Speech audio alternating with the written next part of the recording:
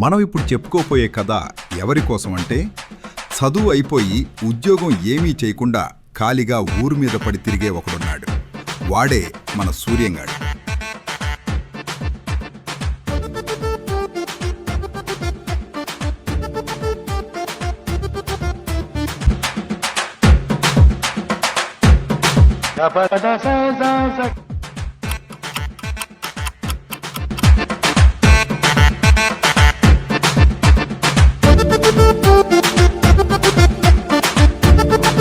చూసారా, ఇది మన సూర్యంగాడి పరిస్థితి.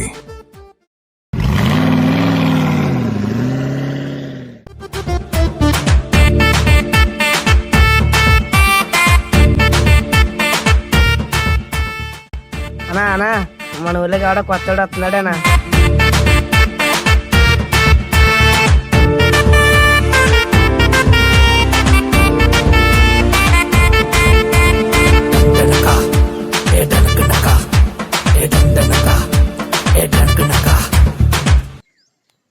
Who are you?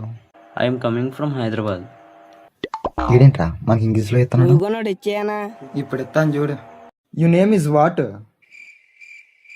రే ఈడు కూడా ఇంగ్లీష్ రాదా? ఈడుకోని ఇంగ్లీష్ రాదు. మన ప్రెసిడెంట్ కొడుకు అన్నాడు. ఓహో, ప్రెసిడెంట్ కొడుకువా? పో పో. రెక్కిట్గా ఎలాగిచ్చావు ఆడికి? అనా ఇంత ఇంగ్లీష్ ఎక్కడ నేర్చుకున్నావా నువ్వు? సర్లే, ఇప్పుడు ఆయన ఇంతకు కానీ పోదాం పద.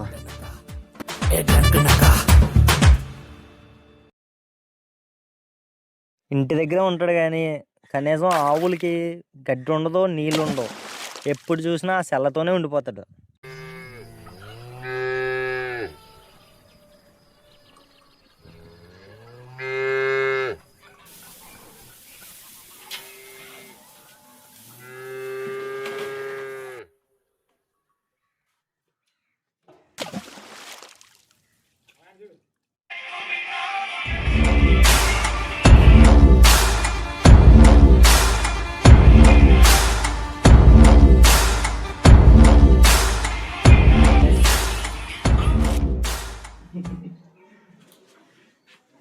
చూడు, ఇంకా ఆ ఫోన్తోనే చూడు. నీతో పాటు చదువుకున్న వాళ్ళు హైదరాబాద్ వెళ్ళి జాబులే చేసుకుంటుంటే నువ్వు అలా ఫోన్తోనే ఉండిపో.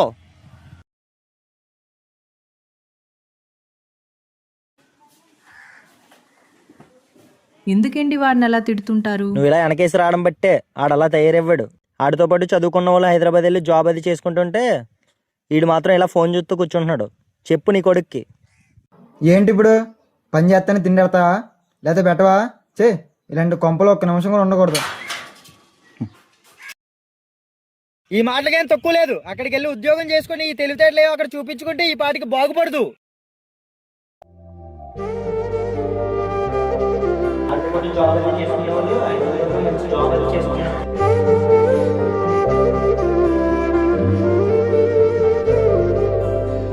చూడు, ఆ ఫోనే చూడు. నీతో పాటు చదువుకున్న వాళ్ళందరూ హైదరాబాద్ జాబ్ చేస్తారంటే వాళ్ళ ఫోన్తోనే ఉండే.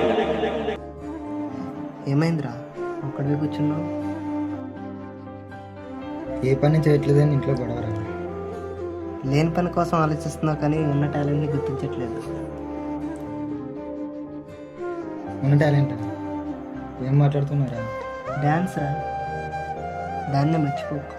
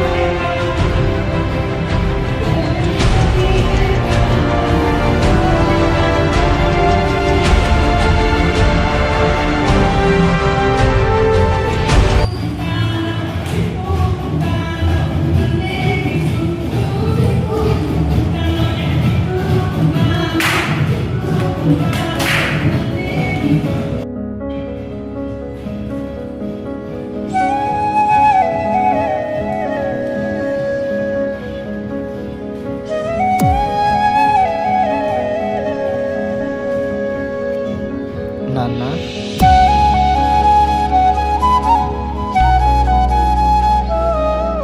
మాట్లాడు నాన్న.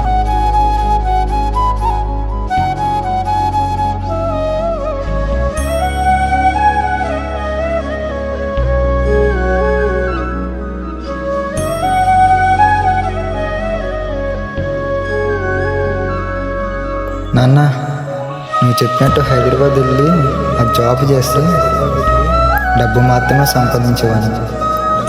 ఆ సంపాదనలో నన్ను నేను కోల్పోయేవాడిని. కానీ ఇప్పుడు అన్నీ నాతోనే ఉన్నాయి. ఇవే నాన్న నేను చూపించుకోవాలి, నేను చేయాలి అనుకున్నాను.